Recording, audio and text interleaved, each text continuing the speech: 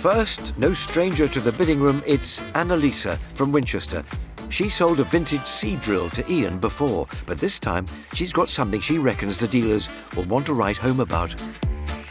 The item I've brought is Victorian, collectible, and I'm hoping it's going to be real gold. To help her get a fair price, Annalisa's having her item looked at by Simon, an auctioneer with over 35 years' experience. I bet you've seen a few of those. I have, actually. I love them. Classic Victorian propelling pencil. Is it fully loaded? Yes, it is. It's got its piece and everything? Yes, we have the important bit tucked away inside. Oh, well, we'll come to that. We'll ask Annaleisa about that. Annaleisa, do come in. Hello. Hello. You bought one of the smallest objects we've ever had. It's very small, yeah. It is, but very beautiful at the same time. Thank you. Where did you find it? It was my grandmother's. Was it? Yes. For many, many years it's been living in a jewellery box.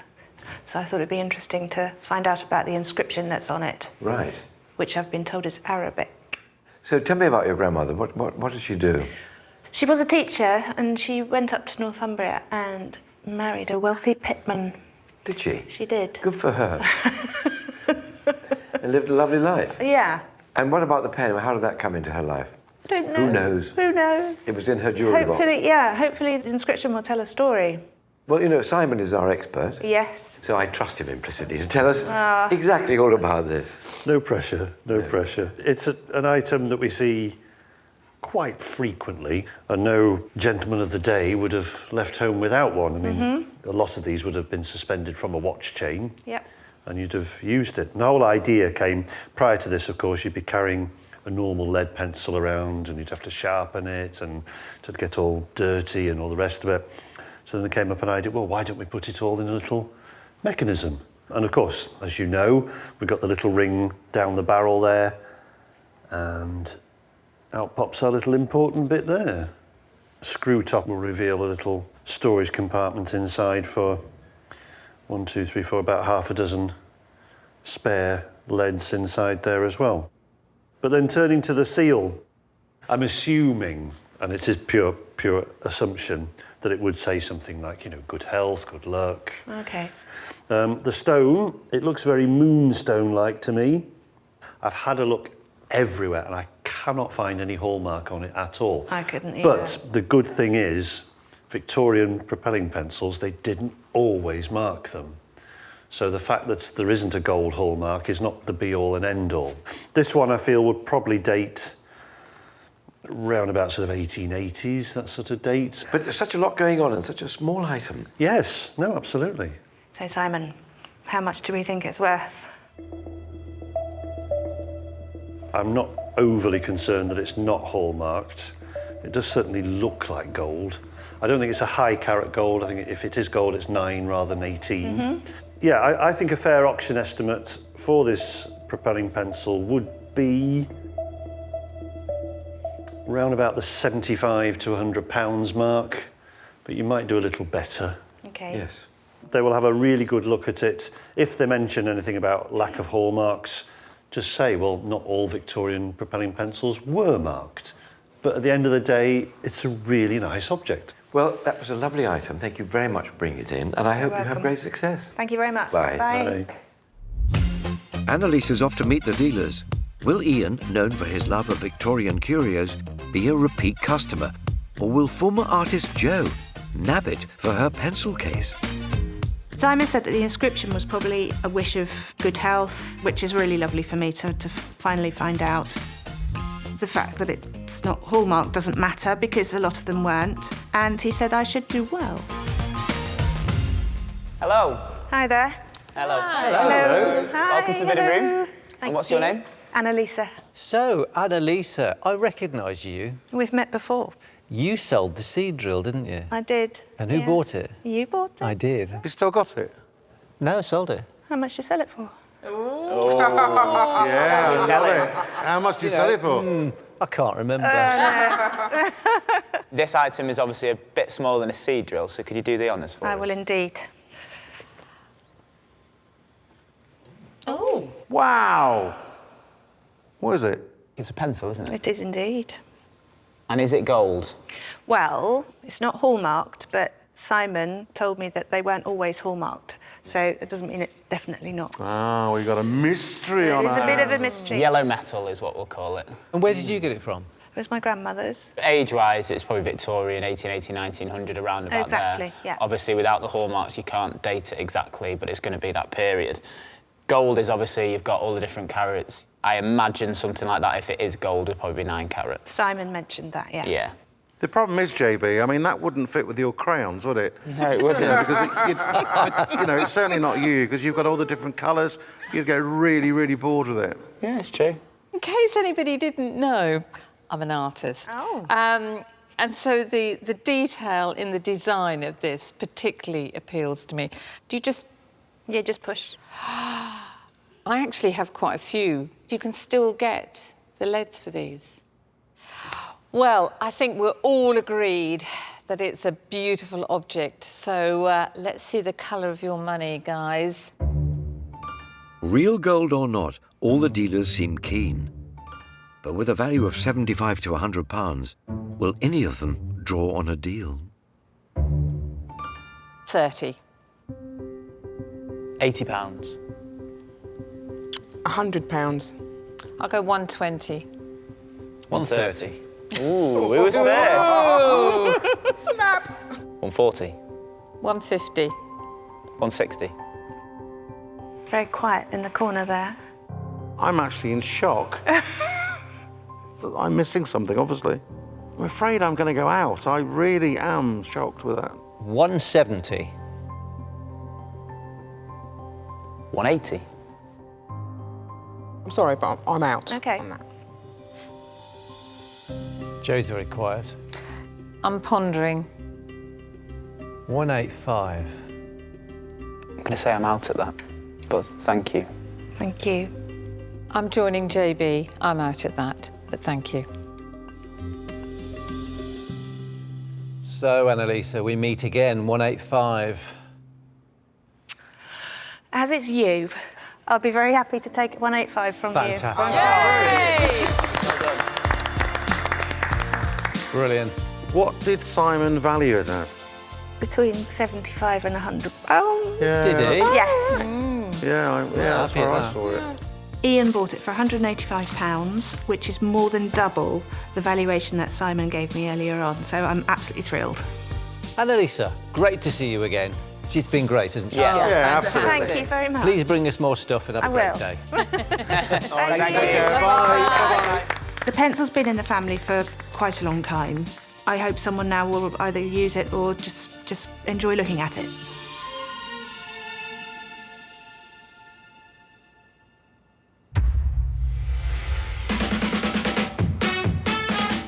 Next, hoping to string out a deal, is guitarist Bruce, who has travelled from the Scottish borders.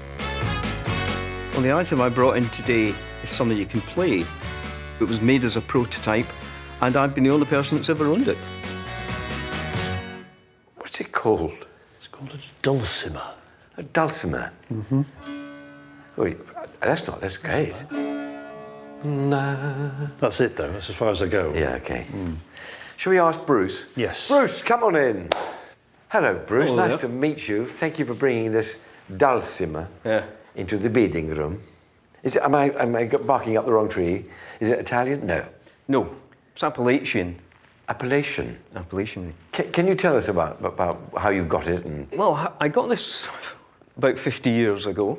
They were quite a fashionable instrument at the time. People like Jon Mitchell used to use them. all right. And an instrument maker put an advert in Melody Maker saying I've made some prototypes and I've decided I can't make them commercially, so I'm just going to sell the 2 or 3 prototypes off, and I contacted them and bought it. Do you remember what you paid for it? It was either £10 or £20, Right. but you play it with a bit of wood. Oh, a bit of wood. Yeah. The more traditional, old, Appalachian way of doing it is actually to just slide up and down the top string, the melody Early string. slide guitar. The shape reminds me a bit of almost like a lute kind of thing. Yeah. It's that sort of family, isn't it, really? Well, I think it might have been because they didn't have fiddle makers in Appalachia, or enough fiddle makers, it was too expensive. So they devised this sort of cheap instrument, but put sort of fiddle shapes on it. Now, I think it's a very pretty piece of kit, isn't it? It is, yeah, and 50 years old, so it's Yeah. halfway to being a true antique and a functioning musical instrument. They're going to love this, aren't they? Yes. No question. Yeah. If you get the chance, Bruce, which hopefully you shall, I would give them a little rendition. Yes, Bruce, a little rendition will go down very well with the dealers. Right. You tell me the magic numbers. The magic numbers. It's not something I've come across before, I must admit. And condition as well, Bruce. We haven't really talked about condition. It's absolutely mint, isn't it? You know, it's ready to go. I absolutely love it. And I think, well, I hope the dealers will see you at 100, 150, you know. Yeah, I mean, I think as a playing instrument, I could just flog it for that kind of money. In playing circles. Bruce, you know exactly where it's come from, you know exactly when it was made. Obviously push the fact that it's a working instrument, ready to go. And please, please, please demonstrate it. Yes, definitely. Thank you very much. Very nice to meet you, Bruce. Thanks for coming. Okay. Good luck with it. Cheerio. Cheerio. Simon valued the Dulcimer between £100 and £150, and a lot will depend how the dealers might think they could sell it on. If the dealers don't come up with a better figure than that, I don't think I would sell it to them. Hello. Hello. Hello. What's your name? I'm called Bruce. Hi, Hello, Bruce. Right, we are just wanting to know what's underneath the cloth. So can you Take it away? Oh.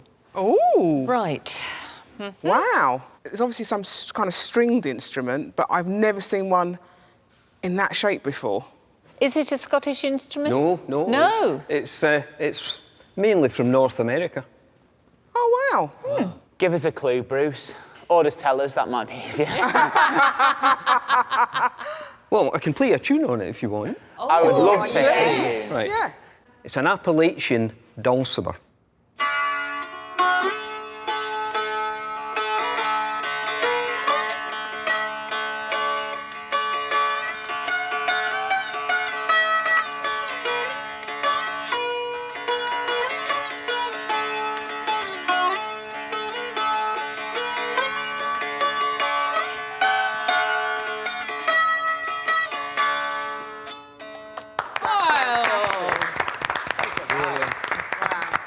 Where did you get this intriguing instrument from?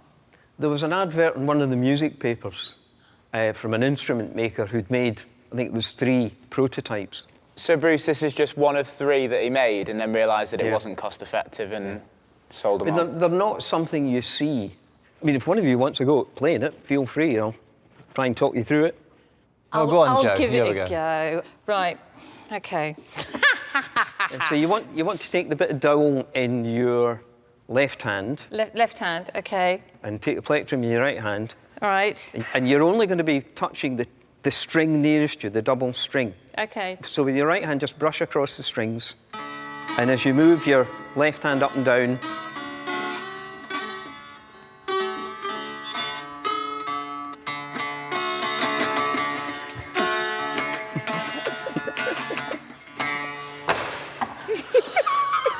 Stick to the brush, Joe.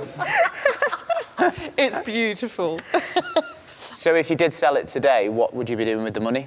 I need another new guitar. My wife will really love that. Right, who's going to crack off? A top performance from Bruce, not so much from Joe.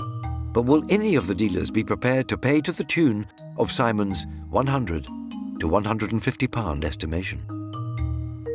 25 quid. I'll go 40. 45. 50. 55. You do need some practice on it, Joe. Yeah, I know. 60. 65. 70. I'll do 75. 80. 90. 95. Lukewarm. Depends what you're going to do with it. £100. What are you going to do with it? Are you going to play it yourself?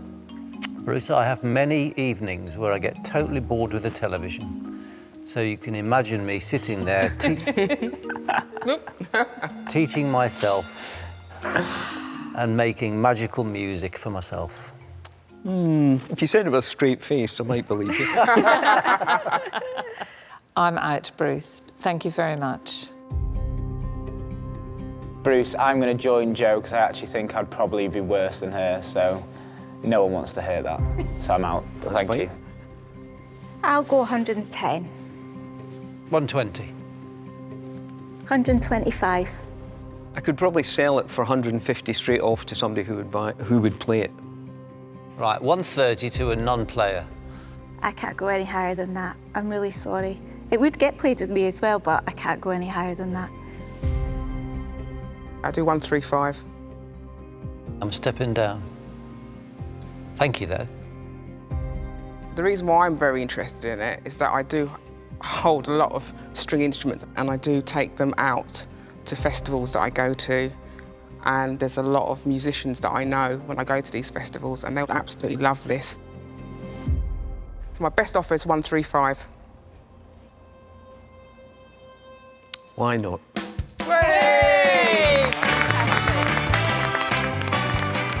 What convinced me was that Jackie said that she takes instruments to festivals and she knows musicians at them who will really enjoy playing it. So, Bruce, what did Simon value it at?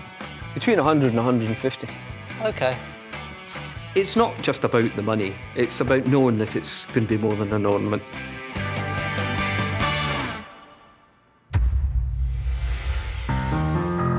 Next on the bidding room merry-go-round is Bob, with something he's hoping will take the dealers on a ride down memory lane. The items we brought in today, you know, they brought our family a lot of happiness. The kids love them. We think they're about 50, 60 years old. We're not too sure. They're a good fun item. Oh, nice to see a couple of these again, isn't it? Yes, not for a while, really. No, not for a while, but it's always nice to see them. It's always nice to get on board, isn't it, really? Yes. Oh, I feel back at home now. Oh, it's a bit snug. There we are. Yes. No cushioning there, is there? No. Could do with new seats, couldn't they? I think so, but they're quite old, I imagine. Yeah. Well, let's get Bob in, shall we? Bob, come on in. Hello. Hello, nice to meet you. Nice to meet you. And thank you for bringing these lovely horses in. Tell me, where did you find them? We got them from a boot sale about 8 years ago. We were going up and down the lane to the boot sale, me and my wife. Yeah. And they caught our eye. As they do. As they do. We got them to go in our bar. We had a bar in the garden. Oh, in the garden? And a pizza oven, and we thought, perfect. Is the bar going? Is that why you're getting... House is sold. Oh, well. So, no more bar, no more outside area. So, right. They have to go. The shape of them, Bob, actually, if you look at the head, it's quite sort of straight line, almost box-like, isn't it, really? Absolutely. Rather than sort of flowing lines that we see on a lot of perhaps those earlier Carousel-type horses with the pole going straight through the middle.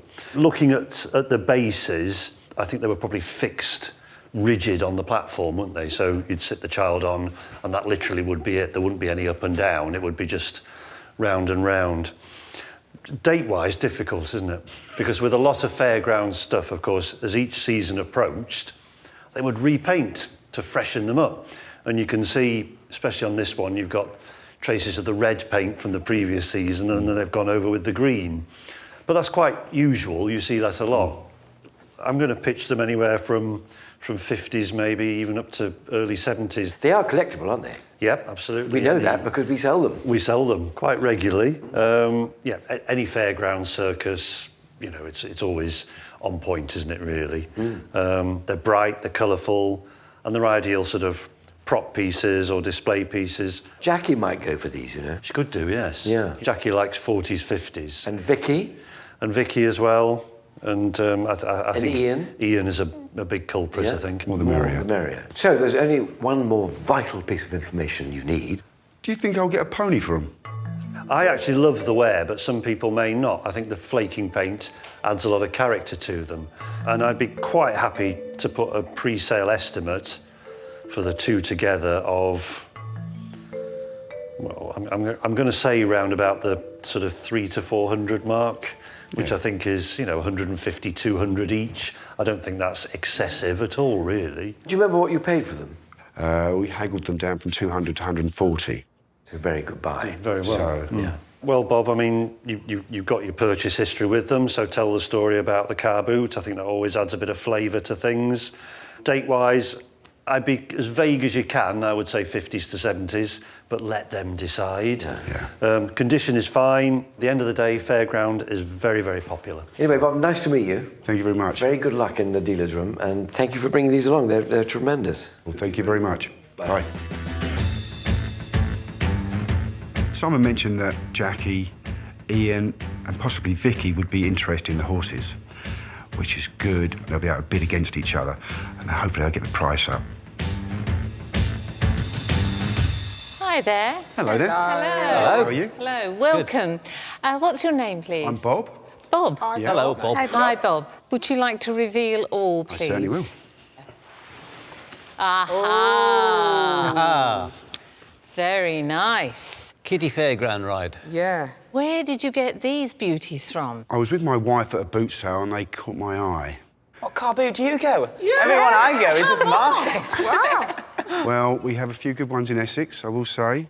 And where have you been keeping your fairground horses? I had a bar in my garden and they had a lovely prominent place to sit on and have a drink on in the evenings. Brilliant, like that. So when I first saw them, I thought they were all wooden, but he's got like a piece of aluminium over the top of his nose, and that's like a ply, isn't it, the legs there? Age-wise, I'd say mid to late 20th century, so probably 60s, 70s, something like that, probably more 60s, I'd say. Did Simon touch on the age of them? 50s to 70s. Quite worn here, but it's nice. I mean, that's how you want these sort of things. You don't want them pristine, really. No. The minute I saw them, I thought they'd make really cool side tables just to put your gin and tonic on. Yeah, absolutely. Do you know what I mean? Yeah. I love them. They're great. Right, guys, under starters orders, are we ready? Get in position, and we're off. The dealers can already see a use for Bob's pair of mid-century horses, but will any of them be willing to pay above Simon's £300 to £400 estimate? 50 quid. Yes, that's what I like. I will jump the bidding to 100. Wow. Well, I'm going to stop horsing around and I'll do 110. I'll carry on trotting at 120. And I'll canter along at 130. I'm out of puns, but I'll go 150. I'll go 160. 175. 180. Well, I'm going to pull my reins in. Oh. And I'm sorry, but I'm out, but thank you. 200. 210. I'm out. Thank you very much, though. I'm going to pull out on this one, but I think these two are your likely candidates. 225. 230. 275. I'm going to join Ian Stables and say that I'm out at that, Bob. So, Bob, it looks like it's just me. 275. Have you got a little bit more there? Do you want me to be honest? It's Yeah. a bit heavy for me at 275 already. You can't do 3. No. Bob, I'm out the stables again, mate, 280. Could you go back to the stables, please? 290. I'm back in the stables. It has to have a 2 at the start. I can't go 3. Let's do it. Yes. Bob, what did Simon value at the mat, please? He said 3 to 4. Yeah. And we're close enough. Vicky ended up buying the item. There was a lot of interest in there from the dealers. They went back and forth and it ended up with 2 of them left and it got to 290, which is more than double than I paid for it. Thank you. Bye. In the end, I think we got a good price. The dealers were fair in there, had a good day.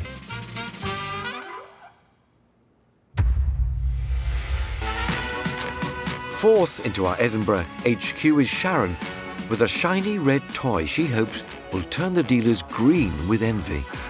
The item I brought in today was made late 1940s, early 1950s. It's an original collector's model, and I don't play with it now.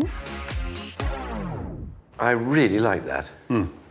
I learned to drive one of those when I was It was a Massey Ferguson, the one I learned. Yeah, me too. Did you? Me too. I think I was about 10 or 11. Fantastic bit of kit. Let's ask Sharon if she can enlighten us. Hello, Sharon. Hello. Welcome to the bidding room. Thank you. Thank you for bringing this beautiful tractor in. My little red tractor, yes. Is it yours? It was actually my late husband's when he was a little boy. Really? So it's late 40s, early 50s. Yeah. Same age as me. Oh, And yes, my husband died a couple of years ago. What was your husband's name? David. David? Yes. Kept it all his life? It's always been in the cupboard. Explains why it's in such good condition. I really love it. OK, you know, Simon is our expert. Yes. He'll just fill us in on all the bits and pieces about where it was made. And We see a lot of toys, Nigel, but I don't think we've seen any better than this, really, in terms of condition and originality. It's all there, isn't it? The maker of the toy, as you probably know, is Lesney. Lesney. Famous for their Matchbox toys. Yes. And much smaller ones, of course. They Yeah. were more sort of pocket treat toys, weren't they? And this is the larger scale ones, which are harder to come by. Yes. And highly prized by collectors. So our front wheels turn nicely like that. The original paintwork. This is what's known in the collecting world as the early Lesney models. Yes. And Yeah. this, I think, came out in about 54. Right. So, which would Yeah. tie in more or less with what your story so is. if it was 54, it'd be 13 then. Yeah. But as I'm sure you know, in the collecting field, the box is often as important as the toy itself. Yes. So we've still got that wonderful transfer decorated box from Massey Harris. And this is a scale model. Yes. just a tip-top tractor, isn't it? I mean, just beautiful, everything. Beautiful. What do you think it's worth? Well, it's a good, strong market, so I'm sure you're going to do well with it, Sharon. I'm going to say a fair auction estimate would be, with the original box, I'm going to tell you, £200 to £250. Yeah. I think it's that sort of level. Really? Yes. Yes. Yeah. Obviously, push the fact that it's the first time it's ever been on the market. It's been in your family since new, basically. Yes. It's early Lesney, large-scale model, circa 1954, and I'm sure they'll be all over it. Thank you, Sharon, for bringing this in. I love it. It's really, You're really welcome. lovely, and I wish you the very, very best of luck. Thank you. Bye. OK, thank you. There'll be a collector, won't there, somewhere along the line that they know that will leap at this. We'll leap at this, and then it'll probably end up in a glass cabinet. Yeah. Never be played with, will it, again? No. Simon valued my little red tractor at between £200 and £250, which is very nice. Because of the age of the tractor, everyone in the bidding room would be interested in it. So I'm feeling quite confident. We'll just have to see what they say. Sharon's heading to the bidding room where Adie's made himself scarce. But we all know he's never far away when it comes to toys. Hi there. Hello. Welcome to the bidding room. Thank you. What's your name? I'm Sharon. Hi, Sharon. Could I ask you to reveal your item, please? OK. Oh. My little red tractor. It belonged to my late husband. So when we got married, it came as part of the fixtures and fittings. Oh, lovely. Well, my husband passed 2 years ago. Today would have been our 53rd wedding anniversary. Oh. So, you know, so he'll be here somewhere. Yes. So, you know, He'll be watching you. That's really special that it is on this day that you Yes. bring it here. Go on, JB, you know you want to. I will. What a charming little thing. He's kept it absolutely immaculate. Yes. The fact you've got the box as well, I mean, the box itself is lovely. Lesney Products is obviously who made it. Massey Harris is obviously Yes. the actual tractor, but I mean, it's all about that, isn't it? That's a cracking little thing, and it's tin plate, isn't it? Yes. It still has the original dirt on it from the 1950s, but I won't expect extra for that. That's good of you. Thank you very much. Simon reckons the mint condition tractor is worth £200 to £250. But with the main toy dealer absent, will the others see its value?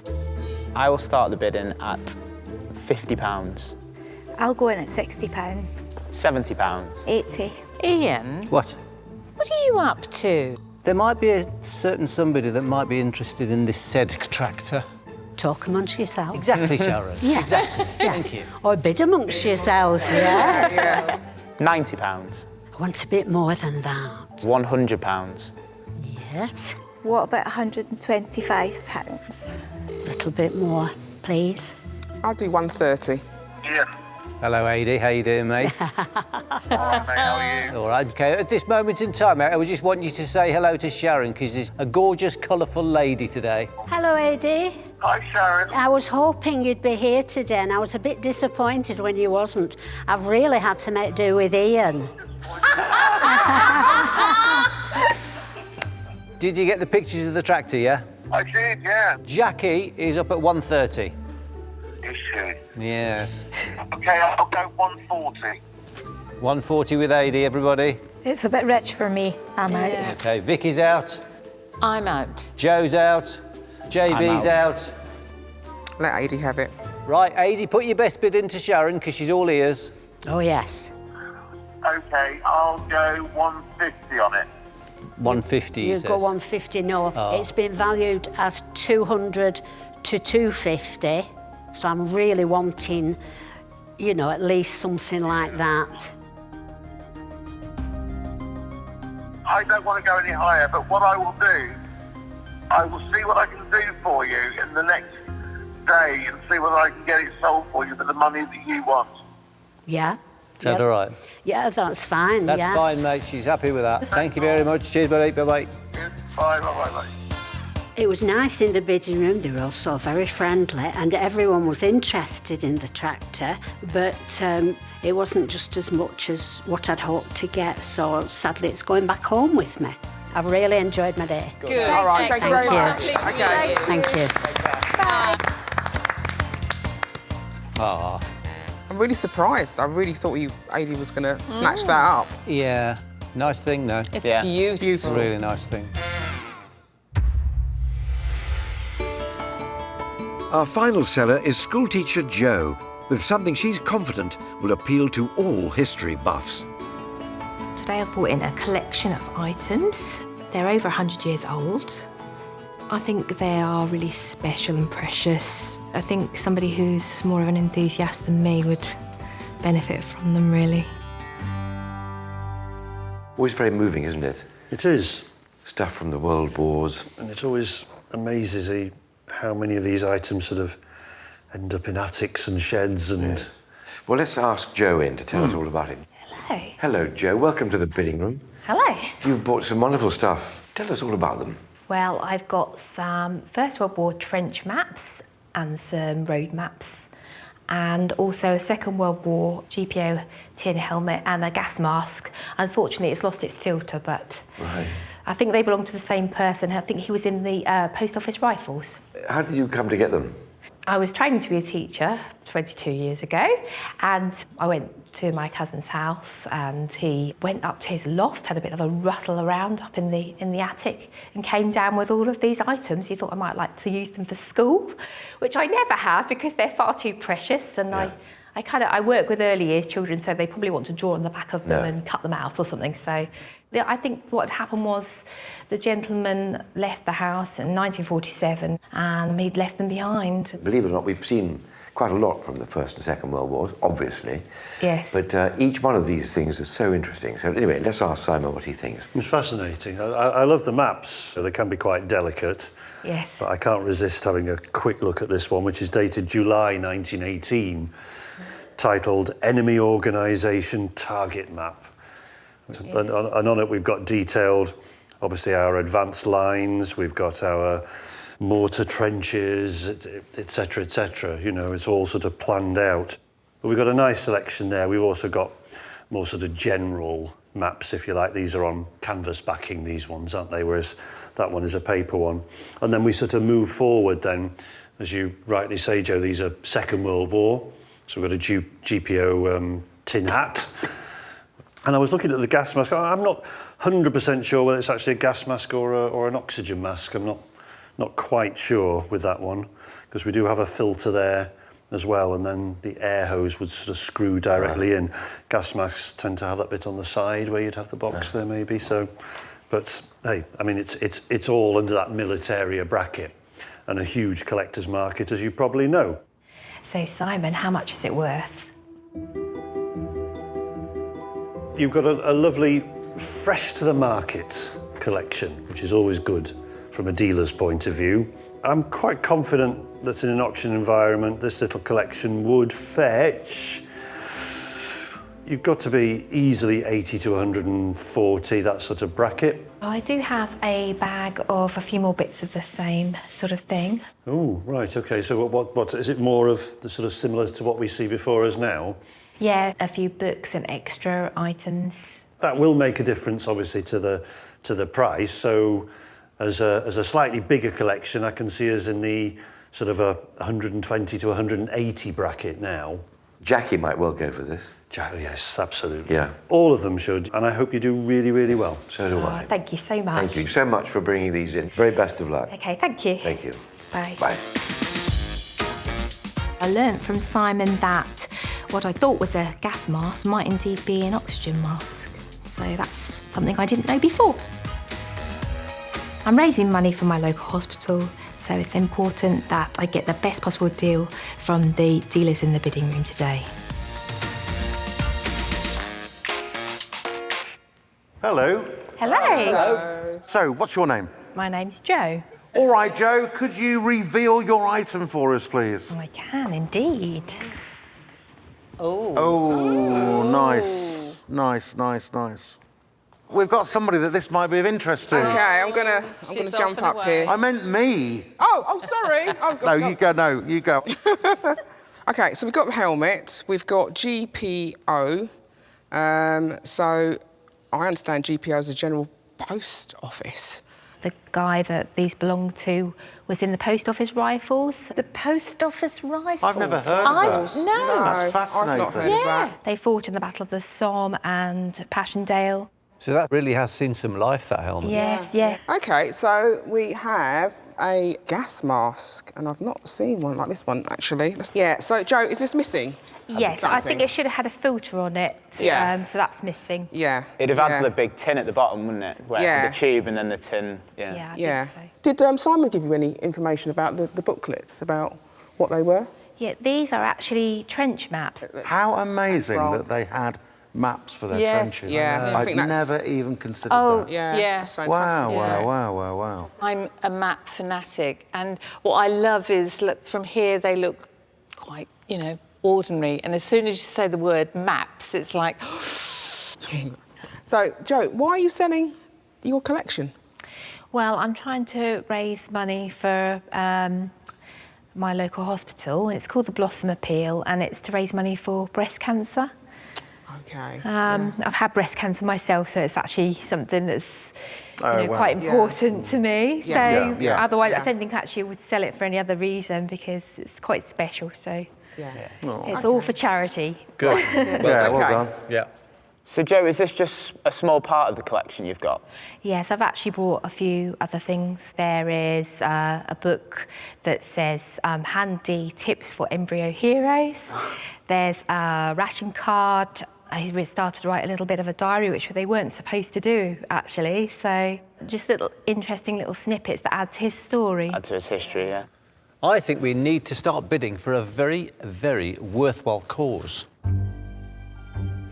Joe's collection of wartime pieces survived the trenches and were found in an attic, valued at £120 to £180. Let's see how well they do. Let's throw in a £30. We've got to start somewhere, so just £30. 100. 110. 120. 130. 140. 150. 160. Joe, I'm going to say I'm out at this point, but thank you so much for bringing it in. Okay. Thank you. This affects both men and women. Breast cancer. I'll go 170. I'm going to say I'm out, but well done and thank you. Yeah, Joe, unfortunately, I am also going to say it's out because I'm only after one thing, and I'm way over what I wanted to pay for it. For me, it's about making sure that this story carries on. Because I will actually just donate this so that it's actually on show. So on that fact, I'm going to do 175. And actually, I think that's where it should go. So I'm more than happy to let Jackie have that, if that is where we're at. Could you stretch to a little bit more? Because it's charity, I'll do it 180, and that's it. I'm happy with that, thank you. Lovely. Brilliant, well done. Fabulous. Oh, I'm feeling great. I got the higher end of Simon's valuation. Joe, what was Simon's valuation? Between 120 and 180. Oh, well done. Okay. Well done. So, Yeah, brilliant. Yeah. Jackie bought it and she's going to display it, and that's perfect.